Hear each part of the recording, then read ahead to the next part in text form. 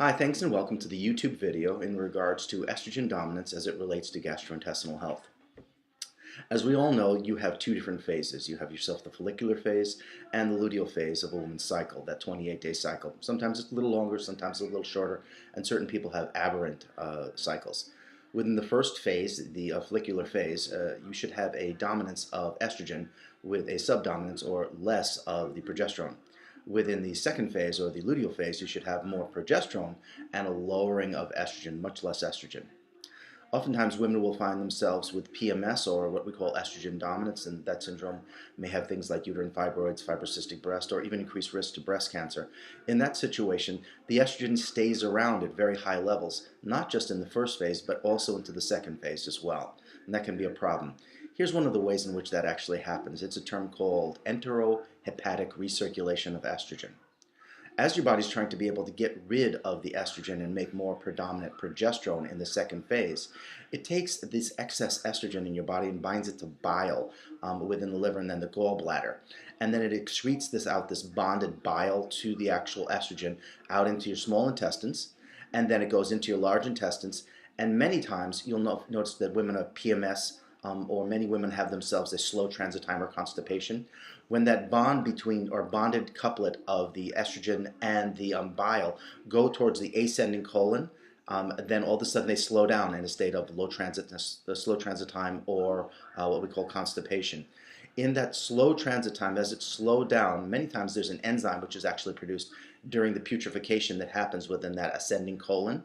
And you'll find that this enzyme, known as beta-glucuronidase, very easily clips the bond between the bile and the estrogen, and then the estrogen becomes free estrogen and goes and gets absorbed through the gut wall, the intestinal wall, back into the system again. So you're actually trying to get it out of the body, the excess estrogen, but it gets right back in again, and that can be a problem.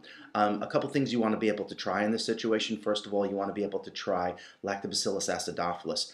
The NCFM strain of Lactobacillus acidophilus was seen to be the best and most effective strain in a study of 30 different strains of acidophilus in reducing beta-glucuronidase. It reduced it by as much as fourfold in just 30 days, which was pretty impressive. So that's, remember, the enzyme that in the state of putrefaction in the ascending colon, in that constipation there, broke the bond between the estrogen and the bile and allowed the estrogen to go back in the system. The less beta-glucuronidase you have in a situation like that, the more of a chance you have for the bile to stay connected to the estrogen and get excreted out through fecal matter. The second thing you want to be able to look at is many times women have themselves constipation because they're trying to be able to get out a lot of this estrogen, and they're using up many of the actual cofactors, dietary cofactors, to be able to make extra bile to bind to all this extra estrogen. If you don't have the extra factors, then many times individuals will have a slow transit time or constipation. So many of these actual factors can be handled by what's known as a cholagogue type of approach. These products usually are named Lipo this or Lipo that, Lipogen, whatever. So you'll find those type of products to be helpful. So a combination of an NCFM strain of acidophilus plus a lipo type product, a cholagogue, can be very helpful in this situation to make sure you get out those excess estrogens. And always do remember that these excess estrogens are a major factor in regards to increased levels of inflammation. So if we're dealing with ACL type situations, this can be a contributing factor within young women. Alrighty? So these are things to consider. The next thing is you want to be able to make sure that if an individual is currently taking themselves some form of hormones, whether it be hormone replacement therapy or the pill, you want to be able to make sure that they're properly detoxifying those estrogens and detoxifying them into byproducts that are not as inflammatory. One thing you want to be able to do with those individuals, you could utilize many different types of methylation nutrients.